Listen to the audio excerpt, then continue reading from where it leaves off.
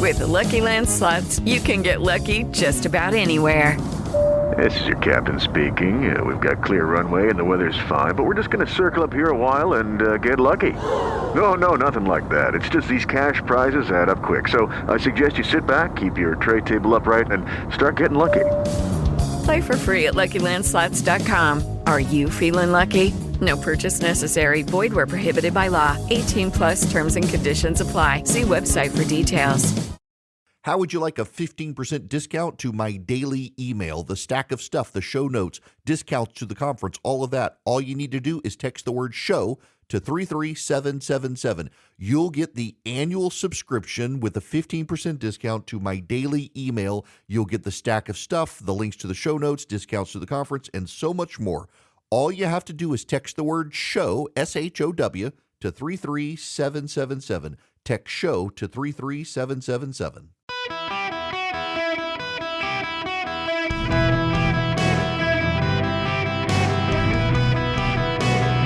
Welcome to the Eric Erickson Show podcast, Hour 3. Greetings and welcome. It is Eric Erickson here across America. The phone number, 877-973-7425. If you want to be on the program, happy to have you with me. The fallout continues for Lloyd Austin. This is Mark Esper. He was the Secretary of Defense in the Trump administration talking about this. Highly respected, Mark Esper is. One of those people who left the Trump administration, and even the guys in the mainstream media who hate Trump still like him. First and foremost, you're right. Glad to hear that the Secretary of Austin is doing much better, though he's still in the hospital. Look, I think a big part of the problem here at this point is not just that it wasn't revealed early on, but each and every day it seems like there's an additional piece of information that trickles out, right? When I was first on CNN over the weekend, it was the press corps wasn't informed. And then on Sunday, we learned the White House wasn't informed. And then we learned that Deputy Secretary Hicks was given authorities but not told. And then we heard that he was rushed to the hospital in ambulance. Every day there's been a new detail coming out, which is, I think, causing this concern on Capitol Hill by members who are talking about things that you mentioned, impeachment and inquiry. And I think it's been a big communications failure as well, built around something that is a very serious matter, and that is the president, the national security community, knowing where a cabinet member is and how he's doing. Now, this is James, what's his name? Stavridis. He was the Supreme Allied Commander of Europe. Admiral in the Navy, was considered by Hillary Clinton as a potential running mate and by Donald Trump as potential Secretary of State. As Joe and I talked about a moment ago, he's been a very steady pair of hands for the department. In terms of that episode, Elise, on a scale that kind of runs from, we ought to be looking for his resignation. My view, absolutely not. But at the other end, it's no big deal. The deputy took over. This one is kind of in the middle. I spent 2 years as the senior military assistant, effectively the military chief of staff to Secretary of Defense Don Rumsfeld. I just can't imagine a moment, let alone days, in which the White House didn't know where the Secretary of Defense was. As I was walking in here, Elise, the Pentagon announced a 30-day review of what happened. That needs to occur. And I'll close with this. Lloyd Austin's been very forthright saying, I take responsibility for this. Frankly, I'm looking at his senior staff, what happened there. Look, he had this procedure. He was in a great deal of pain. It's the job of his team to make sure that continuity exists. So kind of worrisome. Let's see what comes out of this study. That's on MSNBC, someone who's sympathetic to Austin. They're beginning to throw Lloyd Austin's staff under the bus. They don't want to throw Lloyd Austin under the bus. Now, one of the notable things here is that there's been less cabinet turnover for Joe Biden than any president going back to Ronald Reagan's first term. He's still got a lot of the same people there. Almost all of them are the same, and he doesn't want to lose Lloyd Austin. Now, I got to imagine, and this goes back to what I said yesterday, that the fact that the Secretary of Defense could go more than a week. And by the way, it turns out that the White House, now we know, did also not know that Lloyd Austin was having surgery on December 22nd. Didn't know that either. You got multiple incidents here. he should resign. I disagree with Stavridis that this isn't something he should be fired over. I think he totally should. And you can say it's because I'm a Republican, but if you Democrats, if a Republican did this, if Don Rumsfeld did this, you'd want him fired. I mean, go back to what this guy said, James Stavridis said on MSNBC, that he was essentially the military chief of staff to Don Rumsfeld when he was Secretary of Defense for 2 years, and there was not a moment of his day that the White House did not know where Rumsfeld was. Every day. Lloyd Austin went weeks without the White House knowing where he was. Had surgery on December 22nd. The week of New Year's was in the hospital in ICU, and they did not know. That's not reassuring. But now, to the other point that Stafford has made is, why is it that Lloyd Austin's staff did not feel compelled to inform the White House where Lloyd Austin was? That in and of itself is a big red flag to me that there actually is a staff problem that does go beyond Lloyd Austin himself. The fact that the staff didn't even consider reaching out to the White House, that's a real problem. Tom Cotton, the senator from Arkansas who was in the military, I think he's on the Armed Services Committee in the Senate. He was with Hugh Hewitt. Listen to this. Welcome back, America. Senator Tom Cotton of Arkansas joins me. Good morning, Senator. Welcome back. Good morning, Hugh. It's good to be back on with you, and a Happy New Year to you. All your listeners. Thank you. Thank you very much. Senator, I want to begin with Joe Biden yesterday at Mother Emanuel Church or Let's IDF. skip through. It's not all of how Joe Biden's not up for the job. He stumbles and bumbles around in public. He's doing barely one event per day. Well, as advertised, I pulled up the clip. It says this is about Lloyd Austin. This is about Joe Biden. So we'll ignore you, Tom Cotton, and Hugh Hewitt on that one. But Cotton apparently did go on to say that there needs to be an investigation. And I will tell you, Cotton's a friend of mine. He texted me yesterday over some tweets I said and said there absolutely has to be a Senate investigation into what happened because it's inexcusable that the Secretary of Defense could be gone that long and not know anything and nobody know anything. The larger issue here, though, in all seriousness, is Joe Biden promised America a return to normalcy. Do you feel like we've returned to normal? Do you feel like we as a society we've returned to normal? That government operates normally? You're dragging out of their homes at night by gunpoint pro-life activists, and you're not prosecuting people desecrating the graves of American soldiers?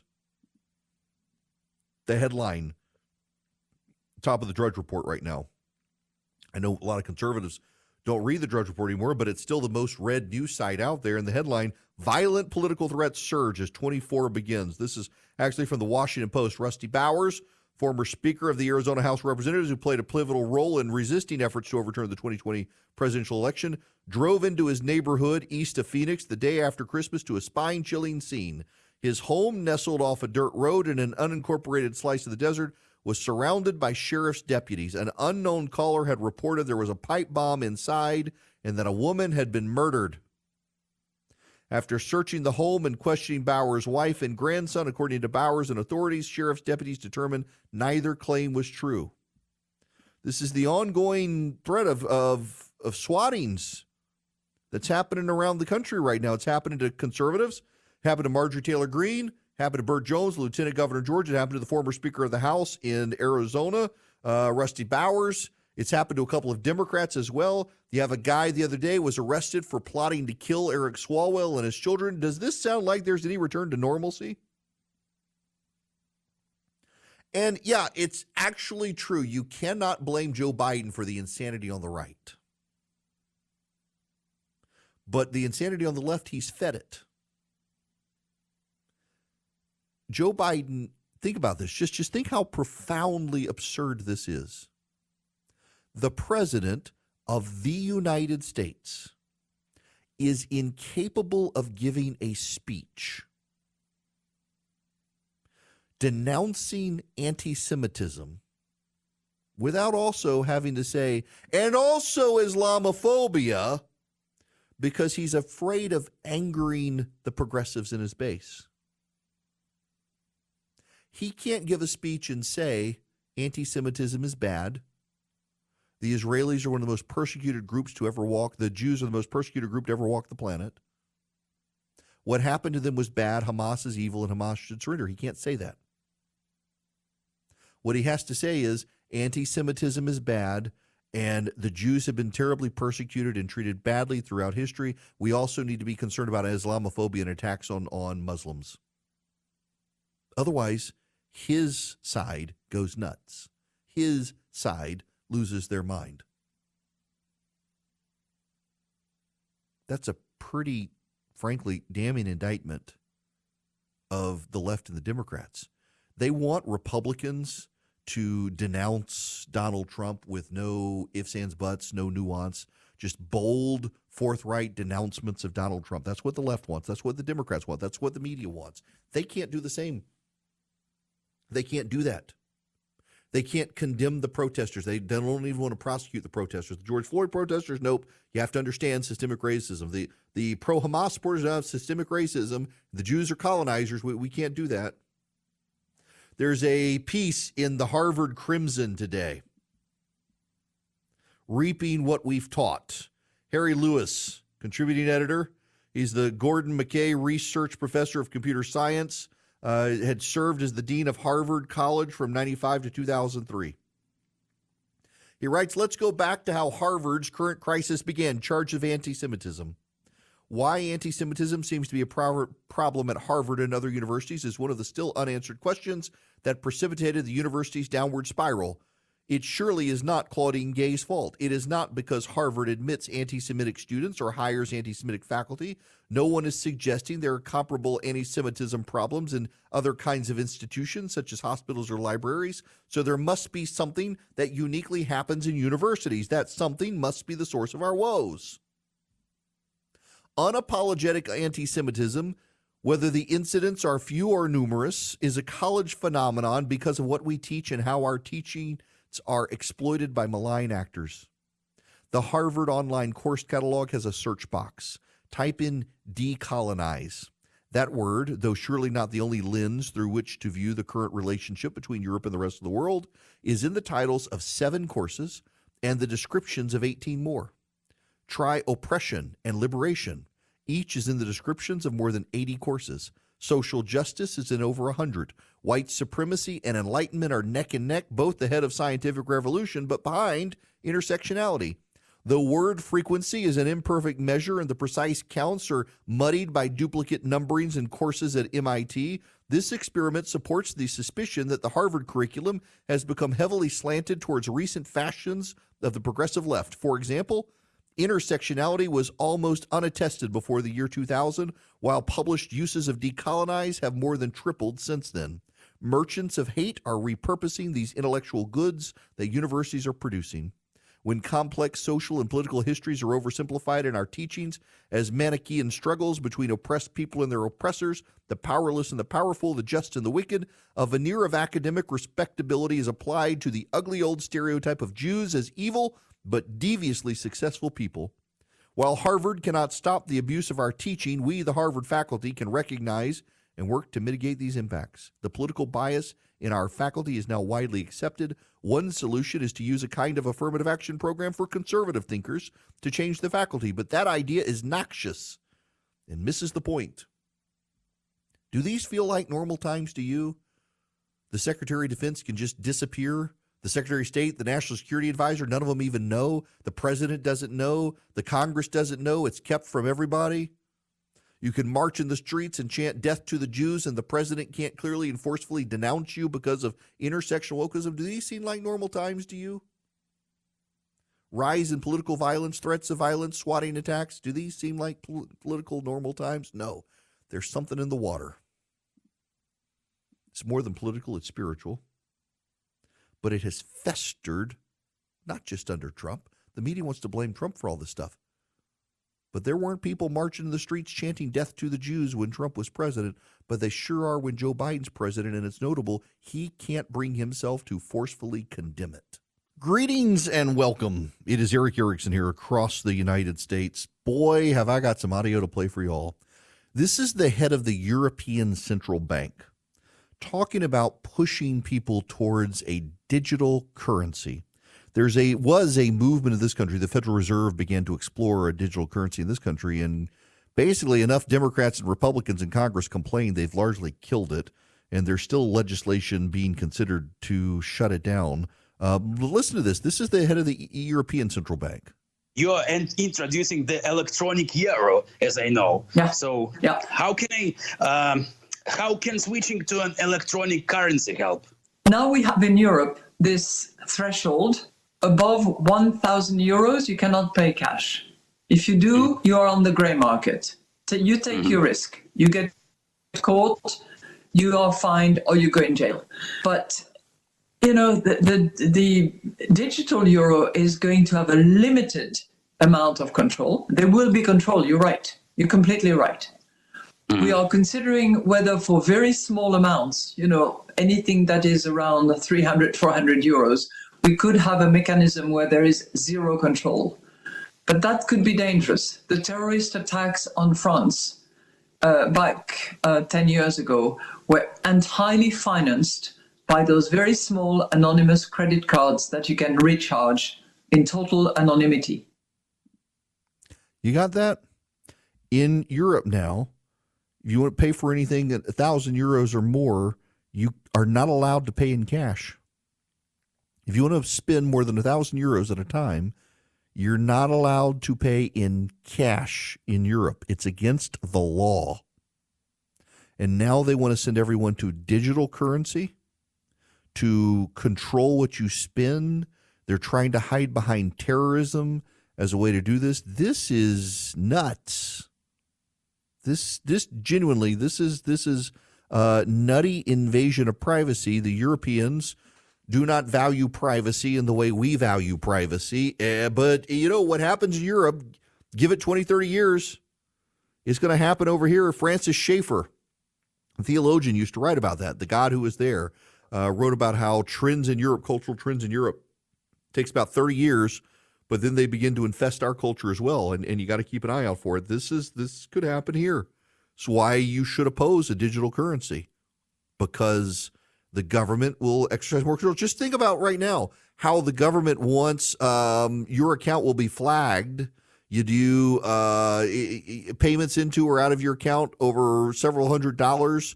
They want the receipts. They want to be able to know about it. They want to be able to follow money because tax cheats. They're worried about tax cheats. It is a massive invasion of your privacy to live your life. And then they say, well, what about the terrorists?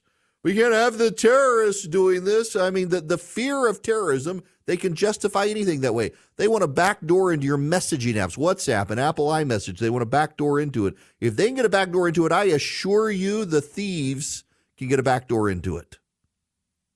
All the bad guys can. At some point, we've got to have a right to privacy. And what's so hilarious here is that the left wants to build the abortion right that they said was in the Constitution, which is built on the privacy right. They want that privacy right, but they don't want a privacy right for you in any other regard, only whether or not you're going to kill a kid. You can have that privacy, but everything else, nope. The government should know about it. The IRS should be told. It is absurd and offensive. When we come back, we got to get to Iowa. Massive snowstorm coming, events being canceled. The caucuses less than a week away now. And Nikki Haley and Ron DeSantis debating on stage tomorrow night as Donald Trump does a town hall on Fox News. With the Lucky Land Slots, you can get lucky just about anywhere. This is your captain speaking. We've got clear runway and the weather's fine, but we're just going to circle up here a while and get lucky. No, nothing like that. It's just these cash prizes add up quick. So I suggest you sit back, keep your tray table upright, and start getting lucky. Play for free at LuckyLandSlots.com. Are you feeling lucky? No purchase necessary. Void where prohibited by law. 18+ terms and conditions apply. See website for details. Hello and welcome. It is Eric Erickson. There's some breaking news happening right now I need to get to. Lloyd Austin, the Secretary of Defense, diagnosed with prostate cancer and was undergoing treatment at Walter Reed Hospital. We are awaiting, and when it happens, I will fire up the audio for you so we can listen to some of this.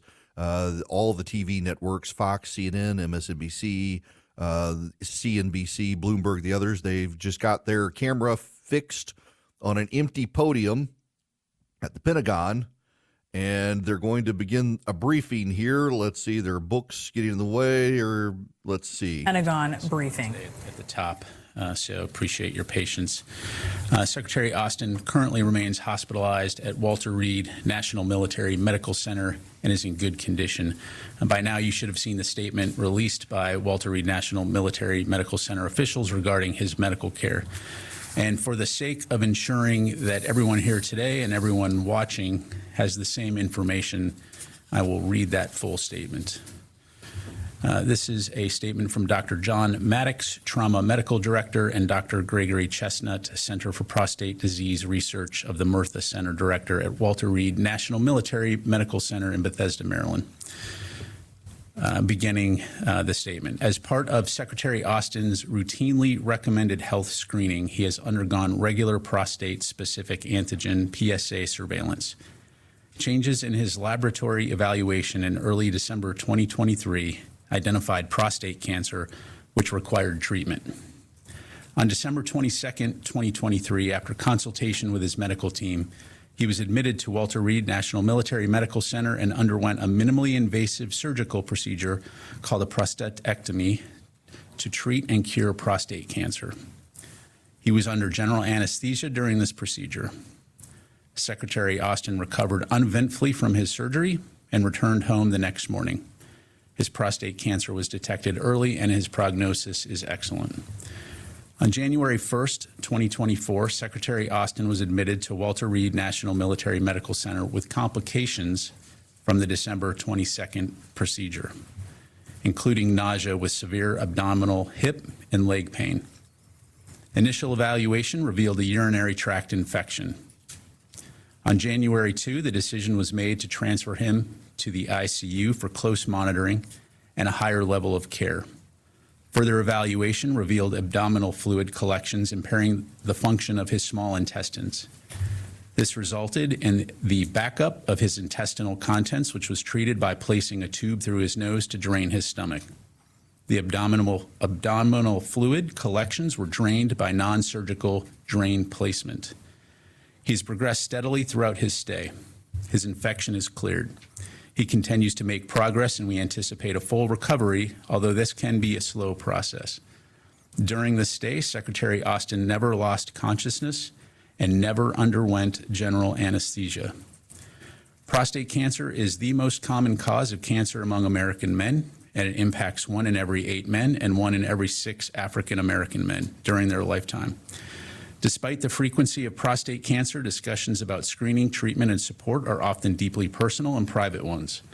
Early screening is important for detection and treatment of prostate cancer, and people should talk to their doctors to see what screening is appropriate for them. End statement. Secretary Austin continues to recover well and remains in good spirits. He's in contact with his senior staff and has full access to required secure communications capabilities and continues to monitor DoD's day-to-day operations worldwide. At this time, I do not have any information to provide in terms of when he might be released from the hospital, but we'll be sure to keep you updated. And until then, we will continue to release daily status updates on his condition. We in the Department of Defense, of course, wish him a speedy recovery. The department recognizes the understandable concerns expressed by the public, Congress, and the news media in terms of notification timelines and DoD transparency. And I want to underscore again that Secretary Austin has taken responsibility for the issues with transparency, and the department is taking immediate steps to improve our notification procedures. When you take responsibility for that lack of transparency, what exactly are you doing other than saying, I'm sorry? Director of Administration and Management to conduct a 30-day review of the department's notification process for assumption of functions and duties of the Secretary of Defense. While the review is underway and effective immediately, the Chief of Staff also directed several actions to ensure increased situational awareness about any transfer of authorities from the Secretary of Defense, to include ensuring that the DoD General Counsel, the Chairman and Vice Chairman of the Joint Chiefs of Staff, the combatant commanders, the service secretaries, the service chief of staffs, The White House Situation Room and senior staff of the Secretary and Deputy Secretary of Defense are all notified, and that the notification for transfer of authorities includes an explanation of the reason. All right, I'm going to stop there and jump back in here. It is Eric Erickson here. This is the Pentagon briefing. All of this could have been prevented had he done the right thing to begin with. I'm sorry the Secretary of Defense has prostate cancer, and I'm sorry he underwent surgery with general anesthesia, but he didn't tell anybody, and that's part of his responsibility. And now they're going to do a dog and pony show review because he didn't do the right thing in the first place. And this is part of the problem. Hang on here, and now I'm on a roll. I want to get this on video. I'm sorry the Secretary of Defense has cancer. I wish him well. I'm sorry he got a urinary tract infection and has been in ICU, and I'm sorry he had to go under surgery with anesthesia. But if you're the Secretary of Defense and your gut call is tell no one, including the President of the United States, and you're going under general anesthesia, you should not have a job. This review that they're going to do, this 30-day review for the systems and processes of notification, they shouldn't have to do it because the right thing to do is to tell the President of the United States your direct report. As the Secretary of Defense, Mr. President, I've been diagnosed with cancer. I'm going to undergo a minimally invasive procedure. I'll have to be under general anesthesia. I'll be out for a few days. It's not hard. And apparently Lloyd Austin wasn't capable of making the right gut call, which explains a whole hell of a lot of everything that's going on around the world, that the Secretary of Defense doesn't have the right gut call to be able to make any decision. I'm really sorry, sir, that you have cancer. But the fact that you did not think you needed to notify the president or even your deputy secretary of defense or the Joint Chiefs that now we're going to do this dog and pony show review and say, well, all these people moving forward are going to be notified. They should have been notified to begin with. We shouldn't be going through this because you should have done the right thing. And what is telling is that Lloyd Austin, the Secretary of Defense, didn't make the right call. And if he's not going to make the right call when he's going under general anesthesia to tell the people he should tell, I don't think you can trust his judgment to make the right call on anything. That's bizarre. Wow. Look, I feel bad for the guy, but that's infuriating. And also, by the way, they said it was elective surgery. Their original spin was that it was elective surgery. I'm tweeting this while I talk to you. Their original spin was that it was elective surgery. But nope, it was for prostate cancer. This is not good. This is not good. All right, my friends. Move on from here before my blood pressure gets up and I say other stuff. Let's talk about what's happening in Iowa.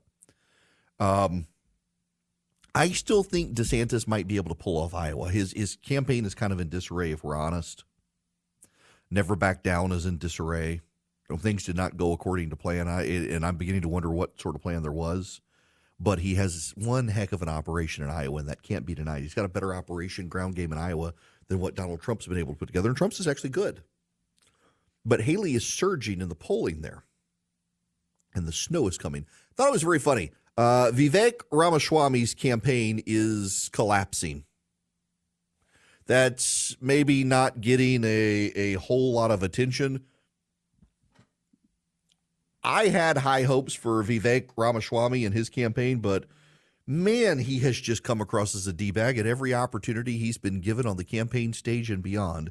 Yesterday, Vivek Ramaswamy tweeted that if Nikki Haley canceled an event in Iowa due to snow, and he tweeted that if Nikki Haley can't handle snow in Iowa, there's no way she can handle Xi Jinping of China. Today, because of snow, Vivek Ramaswamy canceled events in Iowa. I guess he can't handle Xi Jinping either. I'm just flabbergasted at the people who connected with this guy. He just tells people what they want to hear, which is completely diametrically opposed to things he said just a year or two ago. And people pay no attention to what he said a year or two ago, even about Donald Trump and his outrage over January 6th, and Trump was culpable and now doesn't blame him. It just my goodness gracious. But his campaign has fallen apart. His staff is starting to leave. His staff is applying for new jobs. Now, he's not even on the ballot in Illinois. He couldn't make the ballot in Illinois. I don't know that he made the ballot in Colorado or Texas. He didn't do what he needed to do to collect signatures. So campaign staff for Vivek, they're already leaving the campaign, which is, I mean, I knew it was going to happen. He's never been a viable candidate. But that it's unraveling as quickly as it is. His polling has done nothing. Brian Swinson left the campaign last year, went on over to work for the Trump campaign, among other people. He's not going to be on the Illinois GOP primary ballot, so campaign staffers are looking there. He hasn't even qualified for the final Iowa debate. The Iowa debate will be tomorrow, Nikki Haley and Ron DeSantis. Nikki Haley's been surging. The CNN poll is now the second poll to come out to have Nikki Haley less than 10 points from Donald Trump in New Hampshire. I'm beginning to think, for all of Chris Christie's talk of stopping Donald Trump, he wasn't actually sincere. And I like Chris Christie. I like him personally. Don't always agree with him, but I like him. He's always an engaging conversation. He's a very thoughtful person. But this just seems like ego to me. This is the man who stood on stage who said Donald Trump's not fit to be president. Nikki Haley is within striking distance of Trump in New Hampshire. All of the polling data suggests if Christie gets out of the race, his supporters go to Haley. That would push her past Donald Trump, handing her a victory in New Hampshire, and Christie won't get out of the race. And now, by the way, if Haley beats DeSantis in Iowa and she's gaining ground on him in the polling, not the operations, though, that's what the DeSantis campaign is hanging their hat on, is they have this amazing operation and organization in Iowa, and the caucuses are a different breed than a primary. And Haley she's had some foot and mouth moments as well. And that may set her back in the momentum. But if Haley does surge into second place, it's over for DeSantis. The question is, what does Haley do from there? If Haley does well in Iowa, it really does reset the race. I mean, Trump's been bragging about a 50, 60-point lead in Iowa. If he doesn't get that, he set his expectations so high. A 20-point win by Trump is possible, and it actually looks bad when he's been saying he was going to win by 50 points. Then you get into New Hampshire. If Christie does get out, that pulls Haley close. Haley could get second in Iowa, get first in New Hampshire, and then where does she go after that? South Carolina, home turf. Trump's ahead there too. But there could be a race reset. Haley actually does have a very narrow path now, and I would argue, looking at the data, that to some degree she's got a narrow path that may be more viable than DeSantis. And I haven't said that at all ever. But the path appears to now be taking shape for her in a way it appears to be closing off for DeSantis. And the question for Republicans is, do they want someone other than Trump, or are they okay with Trump? Because that full consolidation has to happen. Now, there will be bright lines drawn tomorrow in Iowa. It's going to be a brutal debate. I suspect those two are going to squabble with each other all night, which isn't going to be a productive debate or a healthy conversation. But we'll see. I mean, meanwhile, Donald Trump still reigns supreme. The question, however, is these indictments. The one in Georgia appears to be going off the rails with Fani Willis's personal conduct. But, I mean, what happens as we get closer to Super Tuesday and Donald Trump can't campaign because he's in a criminal trial? A lot of Republicans will rally to him, but what will the independents do? I'm not sure they stick with him if things go bad for him. But if Donald Trump beats Jack Smith, he's the next president of the United States. I mean, every data point shows that if Trump is able to beat these lawsuits and not be found guilty, he's going to surge in the polls as people more and more look sympathetic to him that he did get a raw deal. The Biden administration clearly bit off more than they can chew on this. And, I mean, Biden at this point, he's just having trouble swallowing, let alone talking on anything. Lucky Land Casino, asking people, what's the weirdest place you've gotten lucky? Lucky? In line at the deli, I guess? Aha, in my dentist's office. More than once, actually. Do I have to say? Yes, you do. In the car before my kids' PTA meeting. Really? Yes. Excuse me, what's the weirdest place you've gotten lucky? I never win and tell. Well, there you have it. You can get lucky anywhere, playing at LuckyLandSlots.com. Play for free right now. Are you feeling lucky? No purchase necessary. Void where prohibited by law. 18+. Terms and conditions apply. See website for details. Yeah, so hilarious defense here from progressives about Lloyd Austin. They say it was his initial spin was that it was an elective surgery. It turns out it was prostate cancer. He had a prostatectomy, and they're like, well, that is an elective surgery. He could have gone under chemo radiation, but he did this with that's what y'all. He had surgery for prostate cancer and didn't tell his commander-in-chief. And you're going to excuse that? You're going to try to justify that? Good gracious, people. That is remarkable. What is also remarkable is that the President of the United States could go an entire week in the middle of crisis and not talk to his Secretary of Defense. They told us the adults were back in charge. Maybe the Cabbage Patch Kids adults are back in charge, or the adults from Snoopy, and they all go, whoa, whoa, whoa, whoa, whoa, whoa, whoa. That's how they talk to each other, just like in Peanuts and Snoopy. Because this is not an adult call. This is not a grown-up call from the Secretary of Defense, and it suggests that Lloyd Austin's gut calls are bad. I mean, it explains a lot of what's happening at the Pentagon with the wokes and DEI, that the Secretary of Defense of the United States could undergo general anesthesia for surgery related to prostate cancer, and his gut reaction was, I don't need to tell the president. I don't even need to tell the number 2 at the Pentagon. I sure don't need to tell the Joint Chiefs. Don't need to tell anybody. Oh, it's a privacy thing. You whites wouldn't understand. You see, it's an intersectional idea of black men want more privacy about these issues, and you have to give Lloyd Austin a pass because of the color of his skin. You know, it's only a matter of time before we're accused of racism for saying this is unacceptable. You know it is. I mean, it may have already come out. It wouldn't surprise me if they're already pushing a race narrative on this, but it just it's insane to me that the Secretary of Defense can undergo general anesthesia surgery on December 22nd. They tell us it's elective surgery. They don't tell us it's because he has prostate cancer. And then he's in ICU for a week, and the President of the United States doesn't even talk to him in a week in the middle of crises in Ukraine, in the Red Sea, in Israel, with China. You've got all of these situations, and apparently the Secretary of Defense is expendable. I mean, who's actually in charge? Are we running this out of Obama's house in Colorado Circle? I mean, just like we did military strikes in Iraq last week when he was in ICU and the president didn't know. We've engaged the Houthi rebels in the Red Sea while Lloyd Austin was in ICU and no one knew. We've been combating terrorists in Africa behind the scenes. In the last week, Lloyd Austin in the hospital. Nobody could get a hold of him. Nobody knew where he was. We've been dealing with all of these situations. All of these situations.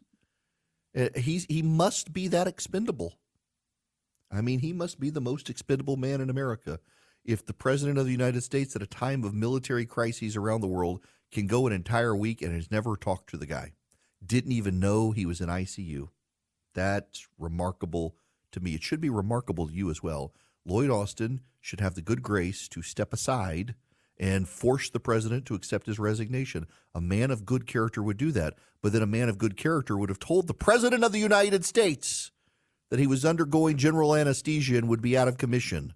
And that did not happen. God bless him. I hope he gets better, but he needs to resign. Step into the world of power, loyalty, and luck. I'm going to make him an offer he can't refuse. With family, cannolis, and spins mean everything. Now, you want to get mixed up in the family business. Introducing The Godfather at ChumbaCasino.com. Test your luck in the shadowy world of The Godfather slot. Someday, I will call upon you to do a service for me. Play The Godfather, now at ChumbaCasino.com. Welcome to the family. No purchase necessary. VGW Group. Void where prohibited by law. 18+. Terms and conditions apply.